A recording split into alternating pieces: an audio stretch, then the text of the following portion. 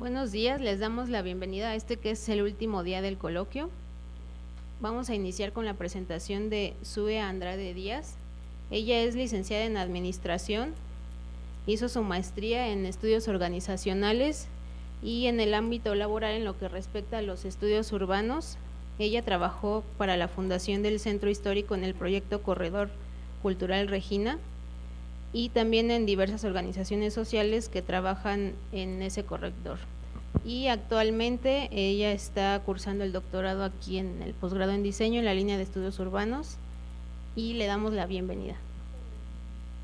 Traigo la presentación un poco también de metodología, que creo que podamos tener como un feedback en cuanto a cómo hacen investigación desde la parte de las ciencias de diseño y toda esta parte, y desde las sociales, ¿no? Creo que podemos enriquecer mucho este trabajo a futuro, ¿no? También creo que es muy importante la parte de la transdisciplina. Entonces, a pesar de que mi formación inicial no está vinculada estrechamente con el diseño, siempre me ha llamado mucho la atención el diseño, la arquitectura, toda esta parte. Bueno, dicho lo anterior, pues empecemos. Este proyecto es la transformación del espacio público, el caso del Corredor Cultural de Regina en el Centro Histórico. ¿Conocen Regina? ¿Pueden levantar la mano los que ubican Regina? Entonces, todos hemos estado ahí, bebido ahí y hecho más cosas así. Entonces, muchas gracias.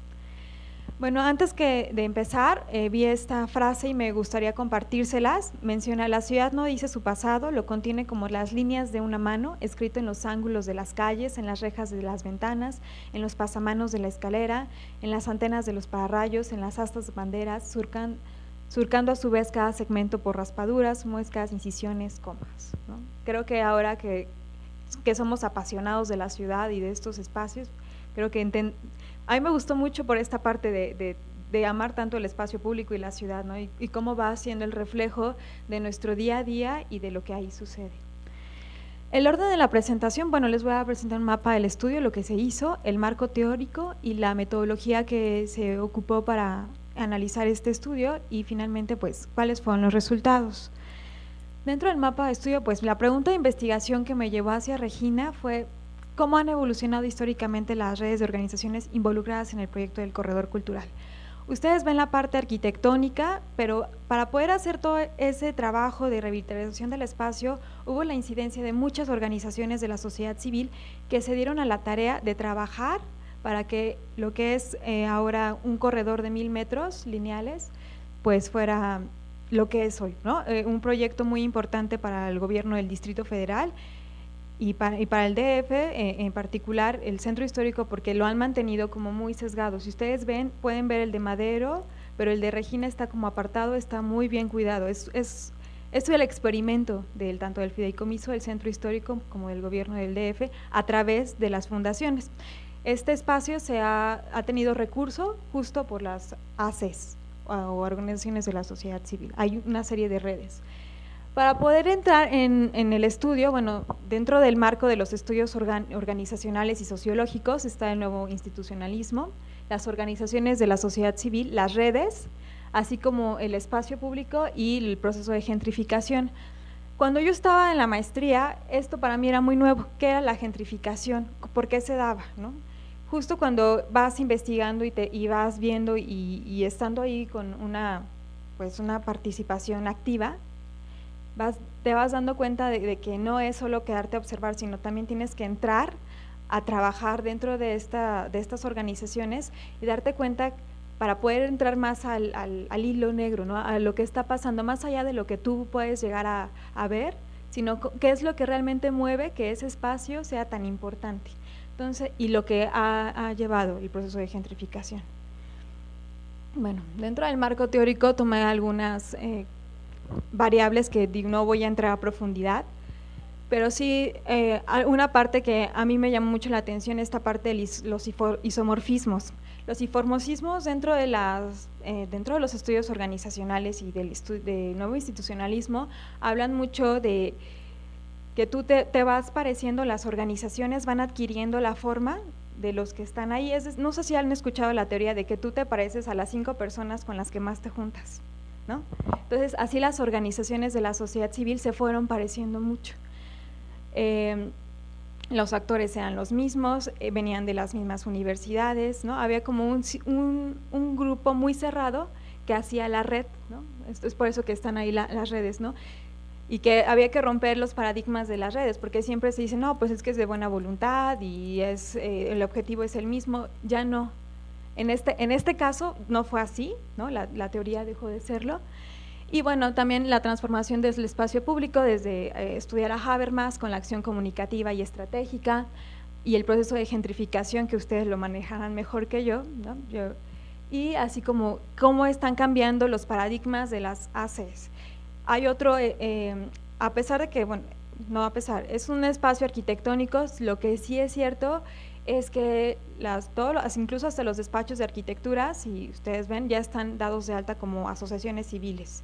Entonces, está habiendo una transformación desde adentro, desde las organizaciones, desde cómo se dan de alta, cómo operan para poder allegarse recursos, y ahora es esto de las ACES, ¿no? ¿Cuál fue la metodología de investigación? Bueno, fue un estudio cualitativo con observación participante de diciembre de 2008 a enero de 2010. Se hicieron muchas entrevistas, se hizo revisión de la semblanza de los involucrados y bueno, para tener un marco no solo de la maestría, pues ella asistió a muchos eventos para poder tener una visión no tan obtusa, no tan cerrada de qué era, cómo podías entender los espacios públicos. Y aquí ya está el estudio de caso. Bueno, el centro histórico es un polígono de 9.1 kilómetros cuadrados. Desde 1980 es Patrimonio de la Humanidad denominado por la UNESCO. Está dividido en dos perímetros, el A y el B. Cuenta con 1.800 edificios artísticos e históricos, lo que lo hace uno de los centros históricos con mayor oferta cultural. Hay 250.000 habitantes divididos en 700 manzanas. Es conocido como una ciudad en red por toda la forma en que está ubicado y cómo te puedes ir moviendo o transportando. Sin embargo, hay una crisis urbana desde el siglo XX, cuando hubo un éxodo. Las personas se empezaron a retirar del centro por muchos problemas que había, aunado a lo del terremoto del 85. O sea, hubo un proceso de que se fueron retirando, ¿no? Y bueno, también es cierto que esta parte que hablaban ayer de las plazas públicas, en efecto es el testigo del acontecer diario. Lleva mucho contexto histórico, ¿no? Valga la redundancia en nuestro centro. La parte que a mí me tocó estudiar fue la zona 6, perdón, que está el Corredor Cultural de Regina, que está muy cerca de lo que es la zona 1, que es la más importante en el centro. Y aquí es un mapa donde les muestro pues cómo está ubicado o qué hay alrededor de esto. Dentro cuando se inició la intervención del espacio, surgieron muchos proyectos que no incidían directamente hacia Regina, pero que sí veían la periferia, ¿no? y zonas aledañas acerca de cómo ir generando o rehabilitando espacios a través de centros culturales, a través de la Fundación Proempleo, que al principio se ubicó en un espacio ahí y cercano, y que bueno, Novit es parte de Oxfam. Oxfam tiene esta parte arquitectónica y de que se dedica al espacio público, es a través de Novit. Entonces, desde el inicio que se empieza el cambio urbano, siempre vamos a encontrar que hay asociaciones civiles que se encargan de poder hacer ese cambio. No necesariamente el gobierno fue el que intervino, o sea, no tan directamente, sino fue a través del fideicomiso del centro histórico, que es una AC también, y a partir del fideicomiso pues van surgiendo estas ACs. Bueno, los proyectos de mejoramiento urbano que surgieron en ese entonces fue el modelo de planeación urbana participativa, que fue cuando se les invitó a los vecinos, a todos los actores que estaban ahí a entender su espacio, a cambiarlo, para poder cambiarlo y hacerlo mejor. El proyecto Hábitat del centro, que era la restauración de algunos edificios, y el proyecto de desarrollo social y capacitación, que son el proyecto de las Vizcaínas, que les mencionaba que aquí estaba la Fundación Proempleo, y su proyecto regional de mujeres, que todo, bueno, si observamos es para población en situación de vulnerabilidad, ¿no? O sea, siempre o la rehabilitación siempre fue como atender grupos que estaban desprotegidos para después rehabilitarlos y poder convivir, ¿no?, de alguna forma. Bueno, esta es la extensión del Corredor Cultural de Regina, son 1000 metros de recorrido peatonal que va desde el 20 de noviembre hasta el eje Lázaro Cárdenas, ¿no? Todo es lo que surca. Esto, ¿cómo hicieron ellos la rehabilitación del espacio? ¿Cómo lo intervinieron? Pues bueno, empieza desde el 98, ¿no? Aunque sí el fuerte fue en el 2004 cuando se empieza fundación del centro histórico a operar. Sí fue en el 98 cuando se hace el Centro de Vivienda y Estudios Urbanos, empieza la Fundación Preempleo, está el fideicomiso del Centro Histórico, la Fundación Herdes y la Fundación del Centro Histórico de la Ciudad de México ha sido como la más importante, la que mayor ha incidido. Para poder entender cuál es la importancia, pues es la fundación de Carlos Slim, ¿no? Creo que ya todos saben, ¿no? Y que tiene ahí Telmex y que tiene el proyecto de alfabetización digital con la comunidad, toda esta parte. En el 2004 es la apertura de Casa Vecina. En ese entonces yo estaba en la coordinación de eventos, de música, y recuerdo perfecto, y ahorita les voy a enseñar unas fotos de cómo estaba el espacio. Había pollerías, había una purificadora de agua, era un espacio muy complicado. A nosotros cuando iniciamos en Casa Vecina nos tocó ir a tocar casa por casa para ir presentando, es en serio, para que los habitantes de la zona nos identificaran y si es este mito de que te conocen y no te hacen daño, sí. Era una zona conflictiva y fue la forma de acercarnos y poner justo la casa vecina, y Casa Vecina empezó a dar cursos para niños. Entonces, la forma de atraer a la población y de que se quedara y que hiciera suyo ese espacio era a través de los niños. Y te dabas cuenta que en algún punto, en ese tiempo que inició operando Casa Regina, que terminaba siendo como la guardería, y te ibas enterando de historias de la gente que habitaba, y era la forma en que tú te acercabas y que podías también incidir y ver en qué más podías hacer en la transformación de este espacio, y te encontrabas con historias desde el niño que su mamá era prostituta o que su papá era delincuente, o sea, sí, historias que sí, pues no son extrañas, ¿no?, a ninguno, ¿no?, porque sabemos el contexto en el que está nuestro país, pero sí es la forma de tú ofrecerle a esta persona un futuro distinto, ¿no?, en tener este espacio lúdico. Entonces todo empieza con el espacio lúdico. Luego empieza la fundación del Centro Cultural de México Contemporáneo, que estaba comandada por la hija del Ballester Gordillo, que está hacia la plaza de Santo Domingo. Ahí no sé si lo ubican, es un centro cultural muy bonito, y si se fijan en las instalaciones de arriba está unas oficinas del Sindicato Nacional de Trabajadores de la Educación, ¿no? Esa ambivalencia. Pero ya en el 2008, bueno, ya se hace formalmente la inauguración del corredor cultural, y han surgido, o inmigraron muchas fundaciones hacia el centro, como Pase Usted, y también la Fundación del Bicentenario se empezó a agrupar dentro de esta parte. Cabe señalar que muchos de los artistas que trabajaron en este festejo del Bicentenario, pues eran de ahí, de Regina o de Isabela Católica, ¿no? Estaban trabajando ahí. Y ya en el 2009 a mí me tocó abrir la Fundación Intercambio Arte con Fin Social, que trabajábamos justo también en la inclusión de la población en el espacio, pero también hacíamos una parte de concientización y ahí nos íbamos dirigiendo hacia otras plazas, ¿no? Solo nos quedamos en Regina. Pero todas, o sea, si se dan cuenta, todas son fundaciones, o sea, todo lo que incidió en el espacio público fue a través de asociaciones civiles, pero la que dio todos los recursos pues fue la Fundación del Centro Histórico, fue la que más el fideicomiso le otorgó el poder para poder hacer este cambio en el espacio urbano.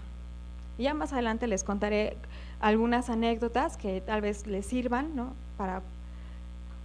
o me puedan retroalimentar en qué más ustedes podrían ver. Bueno, la fundación del Centro Histórico está presidida por Carlos Slim, estaba hasta el año anterior José Iturriaga, que era un presidente vitalicio, y bueno, solo para ver los actores que están incidiendo en esta transformación, pues es Carmen Beatriz López Portillo, Laura Laviada, Julio Quesada, Jacobo Zabudowski, Carlos Cayán, Alejandro Soberón, o sea, son personajes de la vida pública y política de nuestro país, pero que sí tienen peso, ¿no?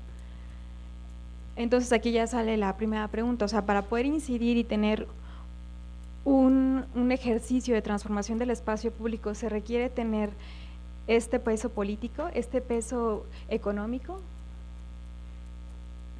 Sin embargo, la complejidad en la que se opera está, si bien está toda la parte de la fundación, la Junta de Consejo de la Fundación del Centro Histórico, también estaba la fundación dividida por 3 grandes áreas. La dirección general la lleva el sobrino de Carlos Slim, y hay 3 áreas fundamentales, que son las relaciones públicas, los proyectos educativos y los proyectos comunitarios. Dentro de los proyectos educativos, bueno, está Casa Vecina, está el Centro de Transformación Turística y el Casa Educación y Desarrollo Social, ¿no?, que han hecho varios trabajos que les comentaba de alfabetización digital, y a su vez Casa Vecina tenía otro organigrama. Entonces, la toma de decisiones, pues sí venía desde arriba, ¿no? ¿Qué había que hacer? Aunque nosotros operábamos, finalmente no podíamos cambiar tanto lo que estaba pasando. Dentro de este proceso se dio la gentrificación, se hizo la remodelación de muchos espacios, pero siempre se pedía que la gente que habitara tuviera un perfil muy específico, ¿no? Tenía que estudiar diseño, tenía que ser estudiante. O bueno, diseño me refiero a arquitectura o bien músicos, o sea, sí tenía que tener un perfil muy, muy específico para poder entrar y poder jugar dentro de este corredor. Incluso si ustedes se asoman al señorial que estaba en ese entonces, que era un hostal para estudiantes, pues sí te pedían tu credencial, igual que, o sea, sí era muy segmentado esto. Igual se hizo, a través de Inmobiliaria Grupo Carso se recuperaron algunos edificios, pero sí era indispensable como que tuvieras este desarrollo profesional y este perfil. ¿Por qué ese perfil? Porque justo querían que la comunidad que estaba en Regina pues conviviera y darles un mejor espacio. Suena muy bonito, ¿no? Así de, ay, vamos a todos los que estudian arte, vamos con la población que tal vez no sepa y hagamos que todos aprendamos, lo cual está bien, pero siempre hay un lado oscuro dentro de esta parte. Las redes, todos trabajábamos en redes, si bien en el centro, en el nodo de la red tenemos a la Fundación del Centro Histórico y al Fideicomiso, que el Fideicomiso pues es instancia del gobierno del DF, pero a la vez ellos han denominado a la Asamblea de Vecinos del Corredor Cultural de Regina. Les dijeron que tenían que, más bien no los organizaron para que a su vez ellos se organizaran y surgiera esta asamblea para que pudieran tener más incidencia en las decisiones del espacio público. Lo que hace la Asamblea de Vecinos es que si hay algún evento que se quiere llevar en el corredor, también tienen que ellos que aprobarlo.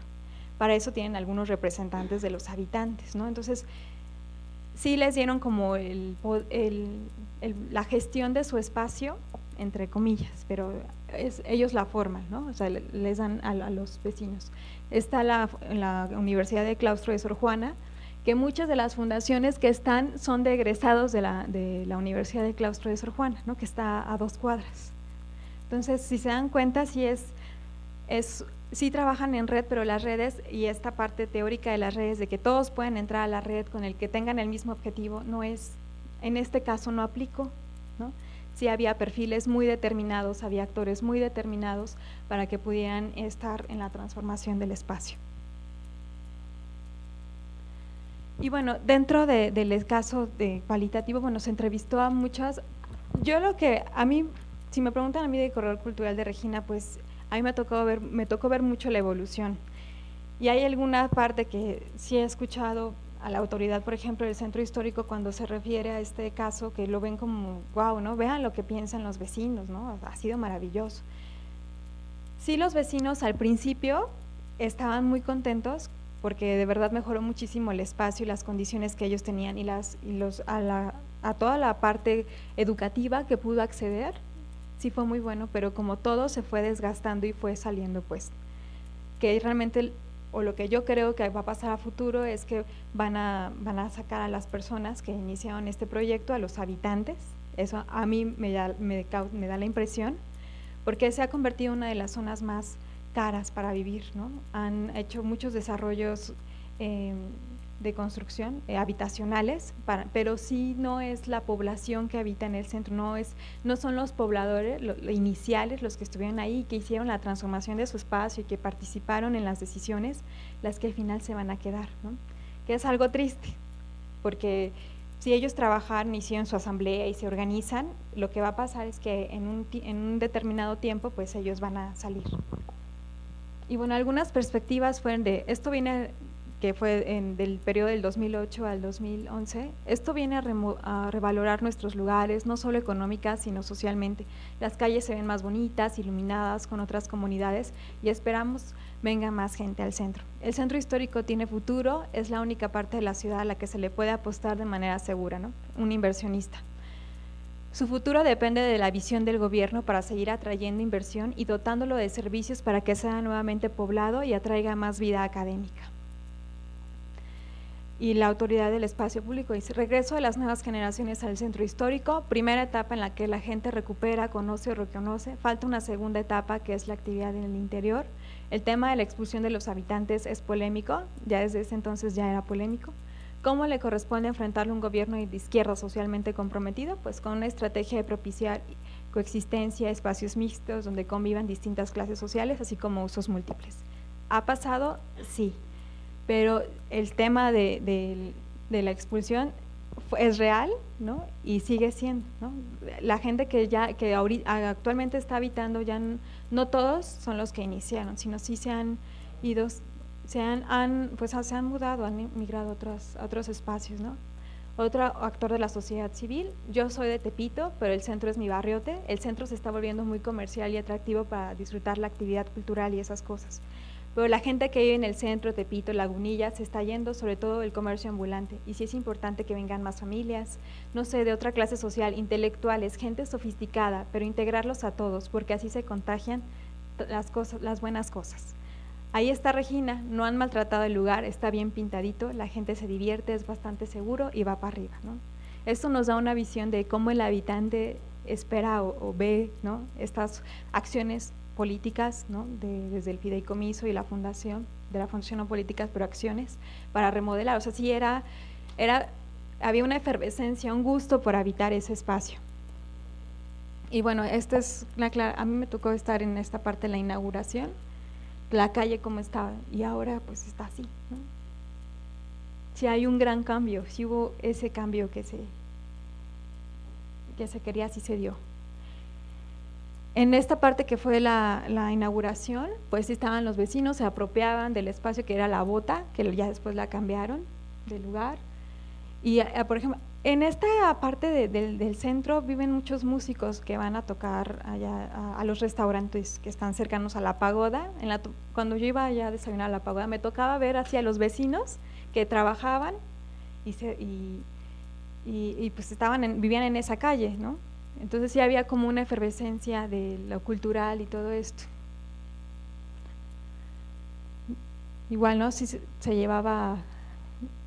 Está justo este espacio, que creo que es ¿no? O sea, si ven la perspectiva de cómo se hizo esta rehabilitación. Dentro, cuando empieza la rehabilitación del espacio, se hacen festivales peatonales, que ya no los hacen, pero que no sé si a alguien le tocó estar en los festivales, eran maravillosos, de verdad. Convivíamos todos, de verdad. Era como un feedback de todas las anécdotas, de lo que hacías, y todo era recorrer el centro caminando, ¿no? Disfrutarlo. Estaba este muro verde que ya no existe, no sé si han pasado a verlo, que estaba ahí en el callejón de la Cazuela, que ya también se ha debilitado en estos años. Y bueno, pues las reflexiones, ¿no?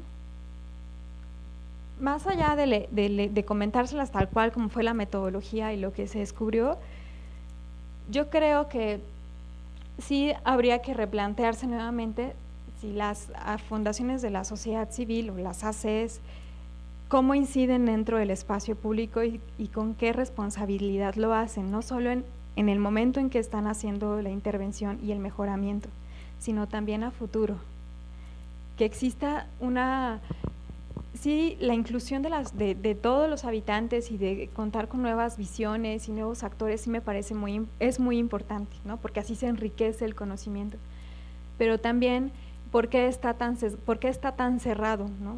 ¿Qué tienes tú que tener, qué perfil para poder jugar dentro de la fundación, dentro del fideicomiso? Y como también la asamblea, ¿no? Sí, eso creo que es una de las acciones que yo sí rescataría para los futuras rehabilitación de espacio público, que existe una asamblea de los habitantes que están en esa zona, que elijan. Un caso que ha sido no tan sonado en este tiempo fue la remodelación del Museo Tamayo, que fue a partir de los usuarios que se hizo el cambio, la intervención de todo este espacio, ¿no? Creo que es muy importante que el que está ahí es el que conoce, el que sabe, es el experto, conoce día a día cuáles son las fortalezas, cuáles son las debilidades del espacio. Y bueno, en efecto, cada vez en esta incertidumbre pues estamos tendiendo a parecernos más, ¿no? Pero que ese parecernos más pueda no solo sea exclusivo de exclusión, sino que esto implique la inclusión de nuevas miradas, de nuevas perspectivas, de las transdisciplinas. Y bueno, por la importancia de este espacio fue catalizador para la generación de redes del Corredor Cultural de Regina, y lo que sí es cierto es que hay un proceso de gentrificación muy fuerte. No sé si conozcan este site de Vivir en el Centro. La mayor parte de las zonas que van a encontrar son zonas que hace unos años estaban muy descuidadas, ahorita ya hay todo un movimiento mobiliario, pero sí, ya existe esta parte de atraer nuevas personas a vivir allá al centro, pero sí es importante cuidar que el proceso de gentrificación no se dé de manera tan intensiva. Y bueno, hoy en día, ¿dónde está Regina?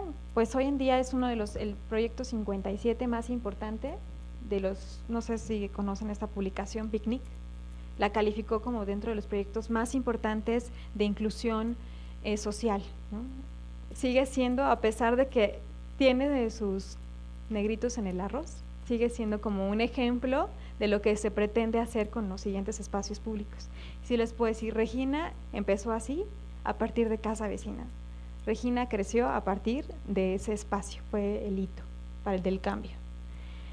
Y bueno, finalmente cierro con que mientras exista el mundo, existirá la grandeza de México, Tenochtitlan. Pero antes de eso, hay un libro, creo que sí, el espacio público es muy importante, no solo arquitectónico, que tenga una buena calidad para que a sus habitantes les proporcione buena calidad de vida, pero también es muy importante los actores de cada uno, ¿no? Los habitantes. Hay esta publicación de Tepito Bravo el Barrio, no sé si la conocen, donde esta es una iniciativa del gobierno del DF y del Fideicomiso del Centro Histórico por reconocer a los habitantes que están ahí en esa zona, ¿no? Y hay entrevistas, hay entrevistas de cada uno, de qué ha pensado acerca de su barrio y cómo le da esa característica, ¿no? Entonces, bueno, cierro mi participación diciendo que sí es importante la inclusión dentro de los espacios públicos de todo, ahí se puede formar mucho, ¿no? Sí, nuestro centro histórico es impresionante, hay que quererlo, pero lo más importante es que seamos responsables con la transformación de los espacios, ¿no? Y que sí realmente sea un proceso de una visión holística, que sea transparente y que sí cuidar a los habitantes que están ahí, porque finalmente ellos les dieron la característica, lo hicieron suyo, ¿no? Y eso sería todo. Muchas gracias.